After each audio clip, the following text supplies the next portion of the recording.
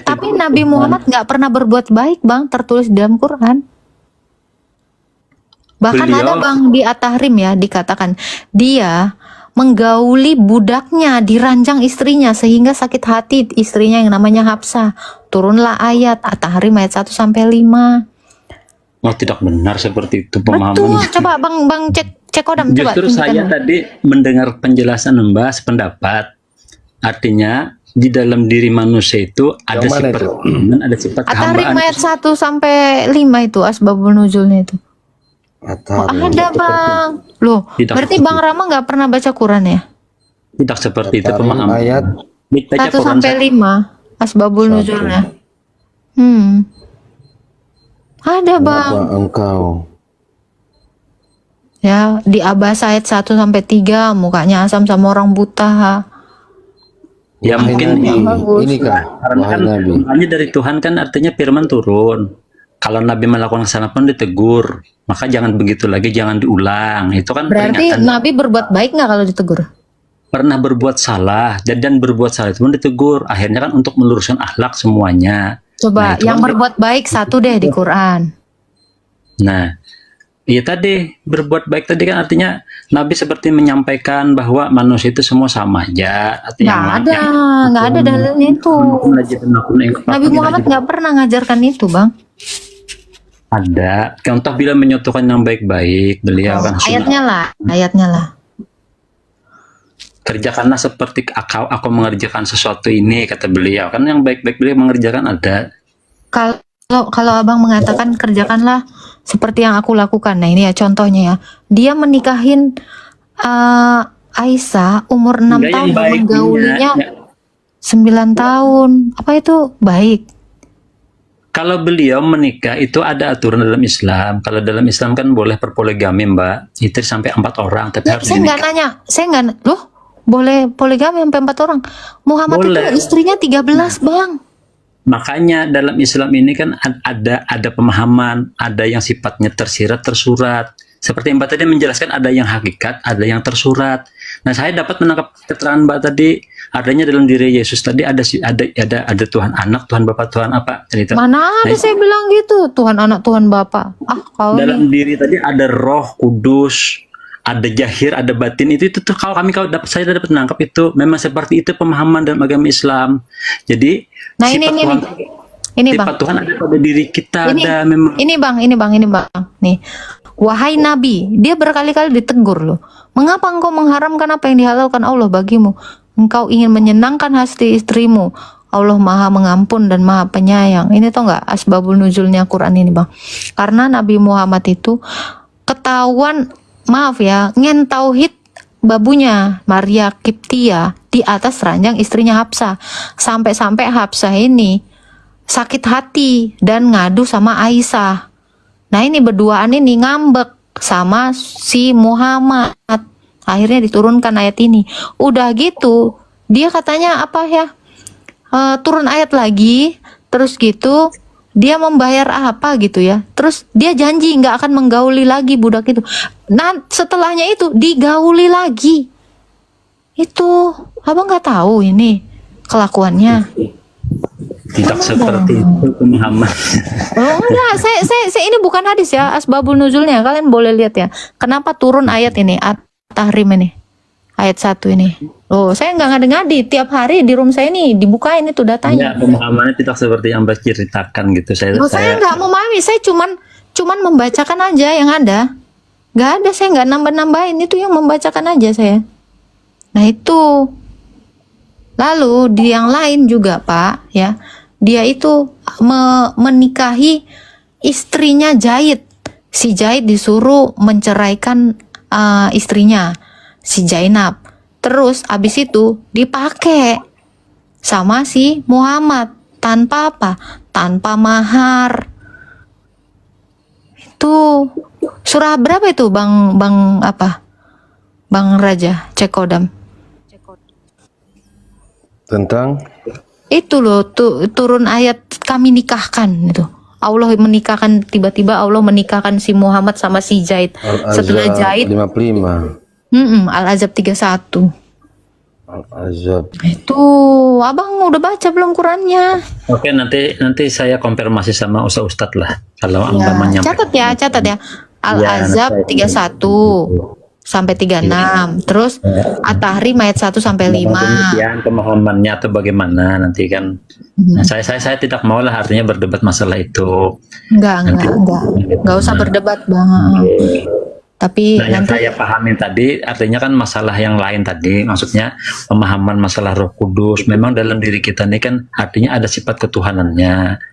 Nah, artinya kita ini sebagai yang diutus semua sama dengan bentuknya sama, ditiupkan Roh Kudus dalam diri. Roh ada mempunyai jiwa, ada sifat-sifat Tuhan, ada sifat kehambaan, sifat kemanusiaannya. Tunggu Bang, kalau abang bilang ada, aduh apa itu, kaget aku. Kalau abang bilang ada Roh Kudus ya Bang ya, saya tanya, kalau ada abang memiliki Roh Kudus, harusnya manusia itu nggak memiliki dosa dong? Enggak, roh itu kan artinya kan dari Tuhan kan. Nah, kan dia suci, roh itu tidak mempunyai dosa roh. Sedangkan yang berbuat dosa itu adalah artinya kan jiwa manusia itu sendiri.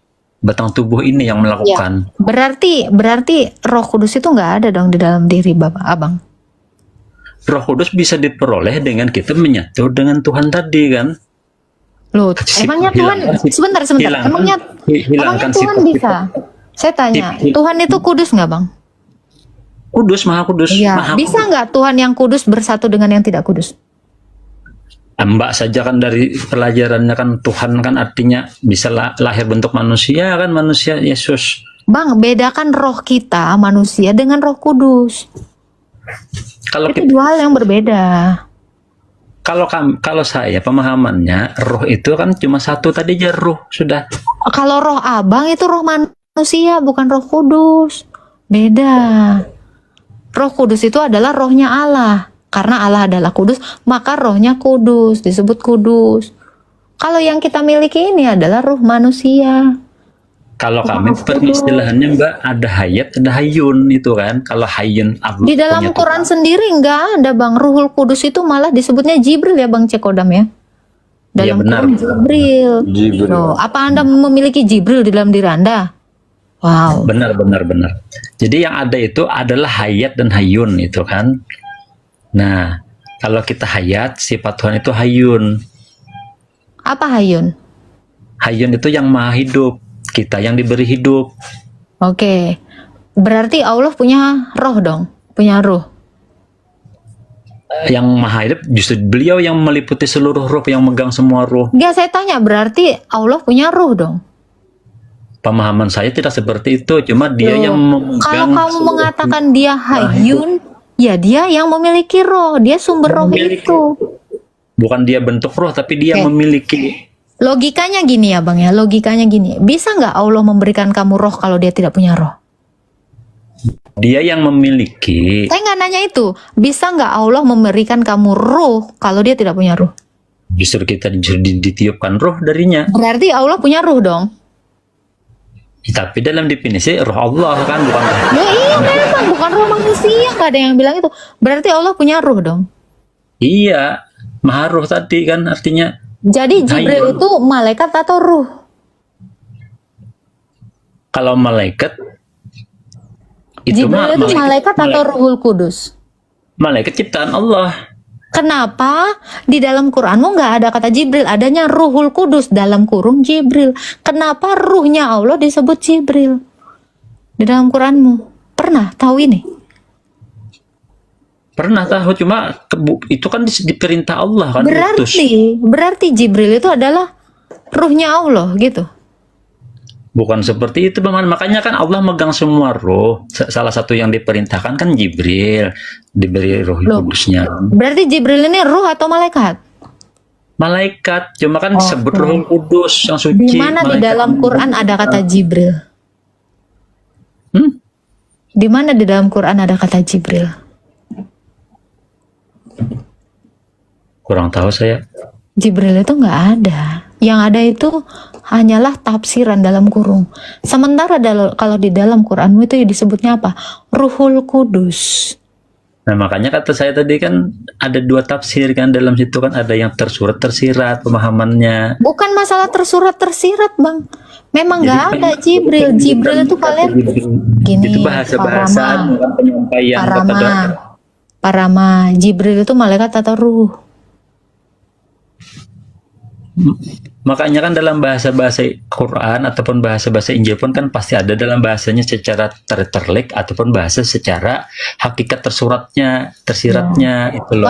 Tahu nggak, Bang? Jibril itu Islam itu nyontek dari malaikat Gabriel, malaikatnya orang Kristen. Nah, itu kan istilahnya kan sama, makanya kan artinya Quran itu adalah penyempurnaan dari beberapa kitab. Nah, kan? Nyontek kok dibilang menyempurnakan. Orang nyontek kok dibilang menyempurnakan. Kitab kami itu tidak butuh disempurnakan. Kenapa kalian ngaku-ngaku menyempurnakan? Bilang aja nyontek. Nyontek kok artinya menyempurnakan. Dari Tuhan sendiri menyampaikan firman-Nya demikian dalam surah Al-Maidah ayat 53. Kapan Allah mau ngomong kayak gitu? Ada di firman surah Al-Maidah ayat 53. Itu kata-kata Muhammad, bukan kata-kata Allah. Kapan hari Allah ketemu sama Muhammad? Seperti Nabi Isa juga kan, seperti Nabi Yesus kan katanya ada firman Tuhan juga kan. Yesus itu firmannya, Yesus itu nggak nyampein firman, dia firman yang berkata. Dia nggak ada itu. Nyampein orang dia Allah yang jadi manusia. Makanya saya bilang, kalau kalian kitabnya nyontek, jangan ngakunya dengan menyempurnakan. Kalian itu sebelum mengklaim menyempurnakan kitab kami, tanya dulu. Kami butuh nggak disempurnakan nama kitab kalian? Enggak, no. Tanya Tuhan aja kan Tuhan yang menyampaikan demikian. Tuhan mau aja nggak pernah ngomong sama Muhammad kok. Kapan hari Tuhan mau ngomong sama Muhammad? Kan menyampaikannya melalui Jibril kepada Nabi Muhammad. Siapa yang bilang Jibril itu diperintahkan Allah? Nah, makanya Bisa kan jadi itu penipu. Bisa jadi Muhammad yang menipu. Kan kita nggak ada yang tahu. Kenapa? Karena masing-masing tidak ada saksi, tidak ada bukti. Muhammad itu ngaku-ngaku dapat wahyu padahal mimpi. Nggak pernah tahu ya. Nah, sama aja Mbak, menurut saya juga dulu kan kisah-kisah yang dulu kan kita beriman. Jangan. Jadi gini ya Bang Rama ya. Semuanya. Saya minta sama kalian ya. Kalau kalian itu minjem istilah-istilah di dalam Alkitab, bilang aja nyontek, jangan bilang menyempurnakan. Kami jijik disempurnakan. Wong saya udah sempurna, terus tiba-tiba kau datang, sini Agatha, aku sempurnakan rambutmu. Nggak mau lah. Kalian itu juga gitu kitabnya, ngaku-ngaku menyempurnakan kitab kami. Kitab kami itu tidak sudah sempurna tanpa kalian. Tapi kitab kalian itu tidak akan pernah sempurna tanpa kitab kami. Yang bergantung kepada kami itu adalah kalian, tapi kami tidak pernah bergantung kepada kalian. Jadi jangan mengaku menyempurnakan.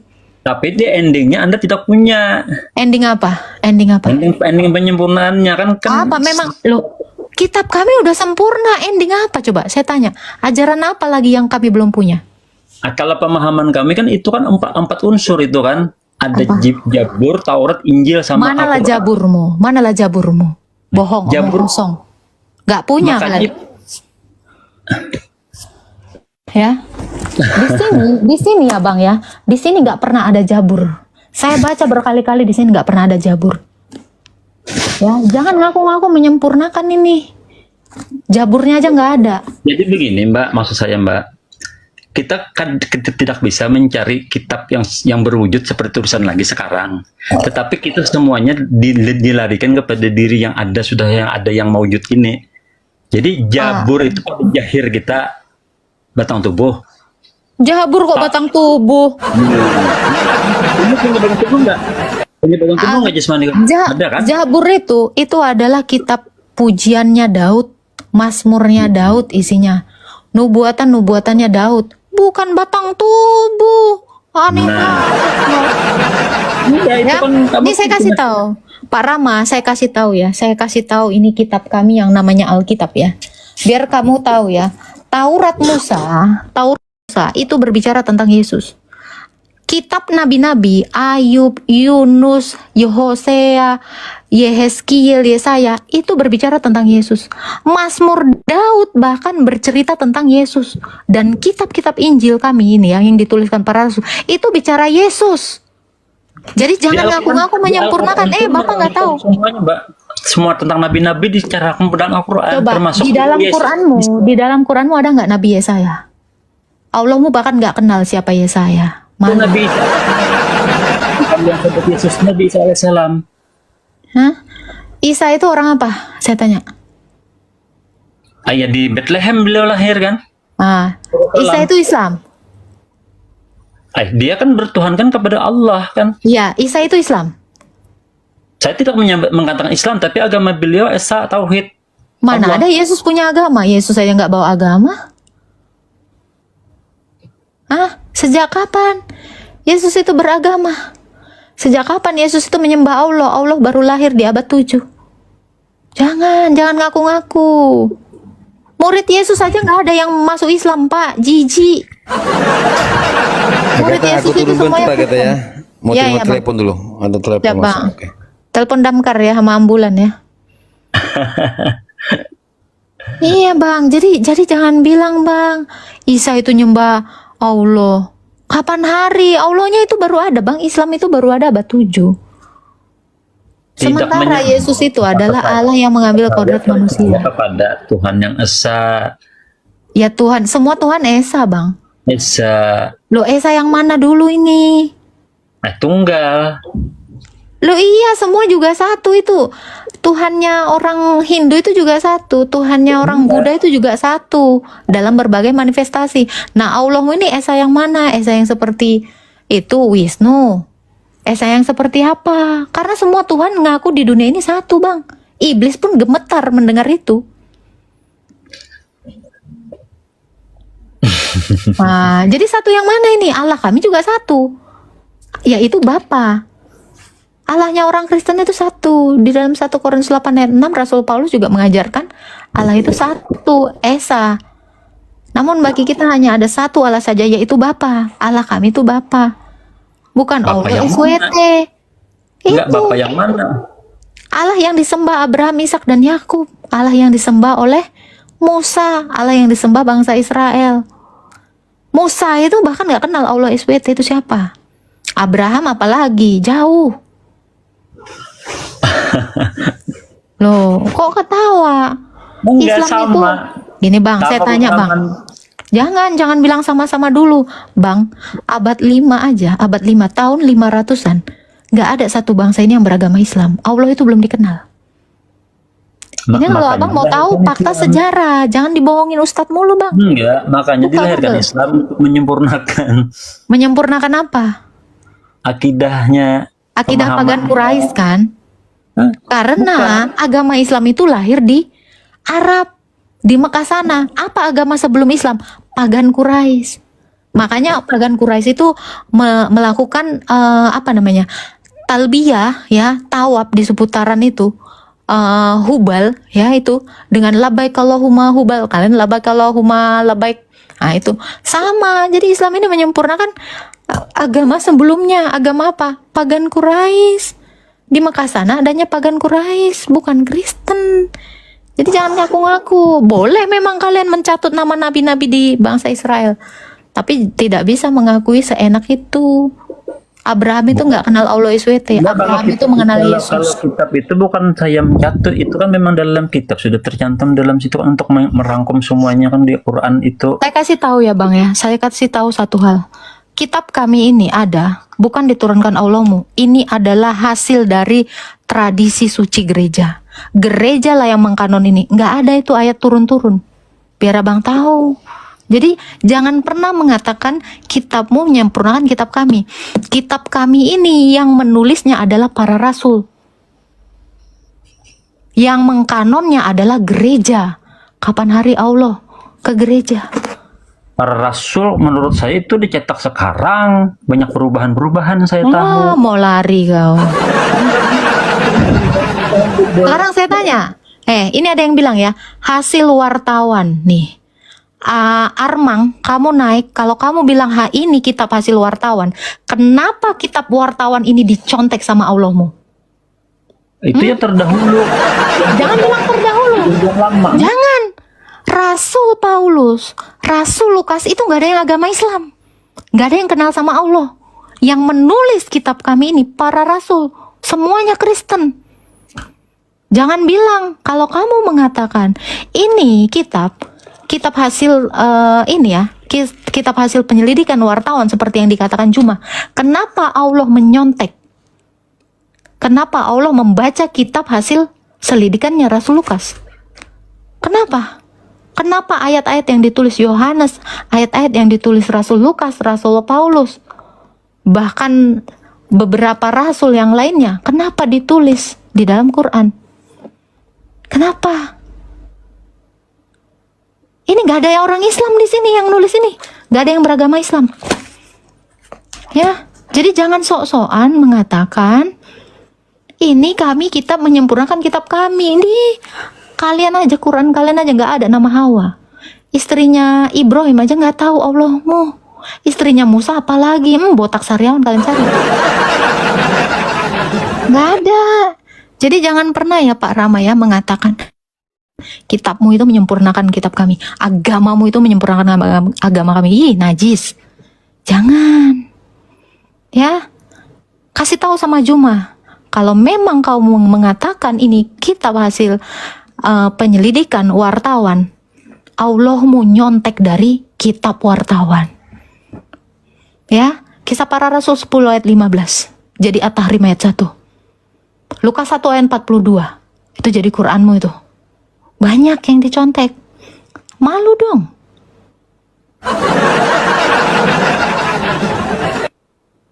Ya, Pak Rama, jangan mau dibohongin lagi, cari tahu. Abad 5 aja belum ada orang Islam, Bang. Abad 4 apalagi? Abad 3 apalagi? Abad 2, abad 1, nggak ada yang beragama Islam. Ya, jadi jangan ngaku-ngaku menyempurnakan agama kami. Paham ya? Tuh, jadi jangan enak-enak aja mengklaim. Gak suka saya. Ini tradisi suci gereja kok. Rasul Paulus yang tulis, Rasul Yohanes.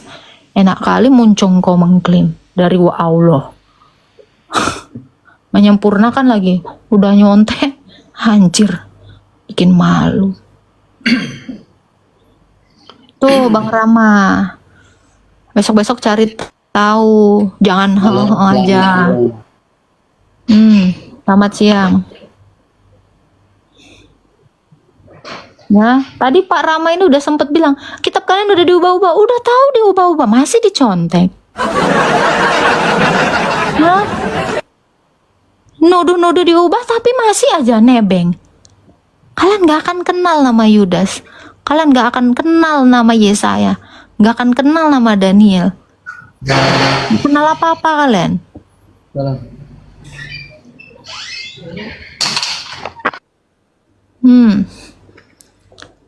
Ada lagi yang mau ditanya Pak Rama?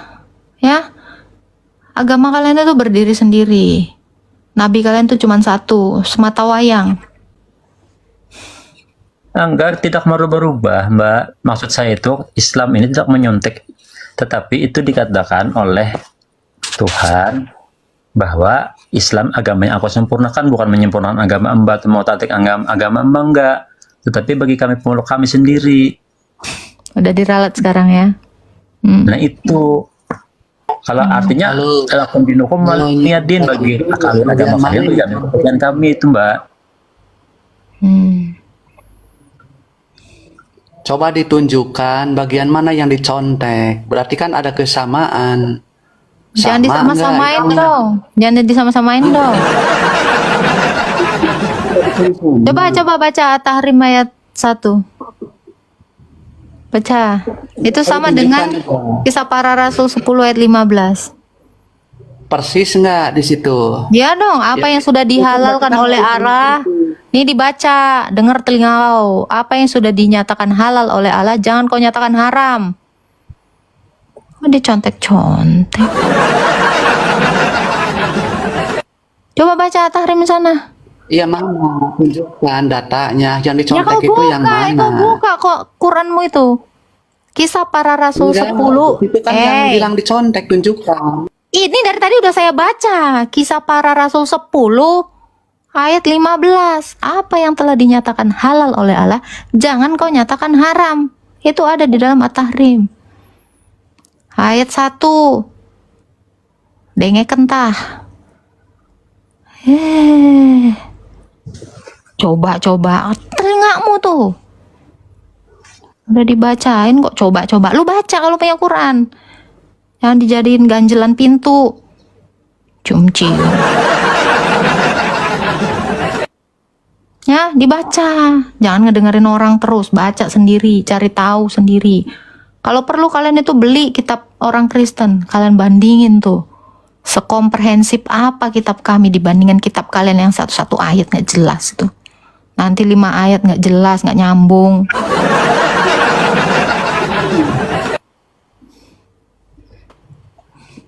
Nanti bandingkan dengan isi Ya udah Alkitab. sana bandingin sana, berisik. Nanti bandingin, sekarang bandinginnya kok nanti. Baca. Tuh. Sekarang saya tanya Pak Rama, Musa itu orang apa? Orang Mesir. Astaga Tuhan. Kan zaman Fir'aun dia hidup. Dia itu orang Lewi, Pak. Dibesarkan sama putrinya Fir'aun, bukan orang Mesir. Kalau Dia bahkan membawa keluar bangsa Israel yang diperbudak sama orang Mesir saat itu. Dia suku Lewi.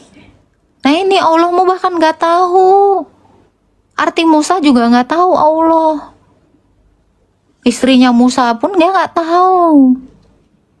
Anak-anaknya Musa dia gak tahu. Kayaknya saya bilang, taunya apa? Kalau nyontek emang susah, Pak. Apalagi buru-buru. Tuh. Seperti itu. Jadi lain kali jangan mengklaim menyempurnakan kitab kami. Ya. Biarkan kitab Bapak itu tetap punya Bapak. makanya Kitab kata kami saya itu tadi kan kitab aku kami. sempurnakan bagi kamu agamamu kan bagi kan untuk Islam bukan Ya, Kristen. Islam yang disempurnakan Allah kan. Iya. Ya, jadi lain kali yang kalau narasi Bapak, kitab kami menyempurnakan kitab kalian. Enggak, jangan. Islam itu disempurnakan oleh Allah. Kenapa disempurnakan? Karena sebelumnya adalah pagan Quraisy, nggak sempurna. Nah, itu disempurnakanlah bagi kamu untuk kamu agamamu, bagi aku agamaku kan. Nah, itu Bapak kok campur-campur lakum dinukum waliyadin itu lain lagi ayatnya. Iya kan kami kan dilarang oleh Nabi Muhammad kami untuk artinya apa menghujat agama orang, cukuplah dengan seperti itu. Tadi kan udah Bukan dibukakan dalilnya. Apa tadi dalilnya? Cacilah kaum musyrikin sebab Roh Kudus besertamu. Kalian disuruh, Bapak lagi apalagi kalau baca At-Taubah. At-Taubah ayat 29. Kalian itu orang-orang beriman disuruh memerangi kami, orang kafir, sampai tunduk, sampai beriman kepada agamanya Allah. Kalau Berizisya. pemahaman saya bukan seperti itu, Mbak. Artinya saya disuruh memerangi diri saya sendiri yang pernah gejolak hawa nafsu Perangilah dan orang kafir. Emang Bapak orang kafir? enggak, dalam diri saya ini kan ada sifat-sifat manusia yang rakus akan tamak dunia, sifat Gak saya dalam diri tanya, saya. Bapak orang kafir belum? Bukan. Ya, makanya saya harus memerangi dalam diri saya. Ini saya tanya, Bapak kafir nggak? Kalau saya tidak kafir Ya karena udah, saya di situ perintahnya perangilah orang-orang kafir yang ada di sekitarmu, Wah, kalau bukan kalau dirimu. Kalau saya itu tidak tahu seperti itu penerjemahannya. Kalau saya mengartikan perangilah dalam diri Anda sendiri hawa nafsu Anda yang tidak baik supaya jadi baik bagaimana, itu yang saya pahami. Aduh. Kalau kita ngurusin dunia di luar kada kesudahannya, kada habis, itu kan keyakinan kan lakum dinukum waliyadin. Oke. Di dalam Al-Anfal ayat 12, kalian itu juga disuruh apa, hai orang-orang beriman? Kelak akan ku turunkan rasa ketakutan di hati orang-orang kafir, maka tebaslah leher mereka dan potonglah ujung-ujung jari mereka. Itu perintah Allah. Nah, kan ke dalam diri lagi mainnya apabila ada sifat-sifatnya. Iya, jangan keluar. Kalau keluar itu sifatnya keluar itu Pak kan Rama, saya ini besok lagi kita lanjut ya. Saya ngantuk, besok lagi ya. Besok masuk Iya. lagi ya ke room saya ya, Pak Rama ya, ya. insya Allah, Thank insya you Allah. Pak Rama, sehat selalu ya, Tuhan berkati. Mohon maaf ada salah hilap saya. Saya juga mohon maaf, ada Masalah. salah-salah kata, hilaf ya. Mohon maaf lahir batin. Salah Tuhan dengan berkati, sehat-sehat selalu Pak Rama. Berikut adalah 3 poin penting yang dapat dipelajari dari diskusi tersebut dari sisi kekristenan. 1. Alkitab sudah sempurna dan tidak perlu disempurnakan. Dalam iman Kristen, Alkitab dianggap sebagai firman Allah yang sudah sempurna, diinspirasi oleh Roh Kudus, dan tidak memerlukan penyempurnaan oleh ajaran lain. Seluruh kitab dalam Alkitab, termasuk Taurat, Zabur, dan Injil, berbicara tentang Yesus Kristus sebagai pusat keselamatan. 2. Yesus adalah firman yang menjadi manusia. Dalam diskusi ini, ditekankan bahwa Yesus bukan hanya seorang nabi yang menyampaikan firman, tetapi dia sendiri adalah firman Allah yang menjadi manusia. Yesus adalah jalan, kebenaran, dan hidup, dan melalui dia, manusia dapat mencapai kehidupan kekal. 3. Keunikan kekristenan dalam penebusan melalui Yesus. Kekristenan menekankan bahwa keselamatan dan penebusan hanya dapat ditemukan dalam Yesus Kristus. Penebusan ini tidak tergantung pada usaha manusia, tetapi melalui pengorbanan Kristus di kayu salib yang menyempurnakan rencana keselamatan Allah. Kiranya kita semua dicerahkan oleh kebenaran Kristus. Tuhan memberkatimu.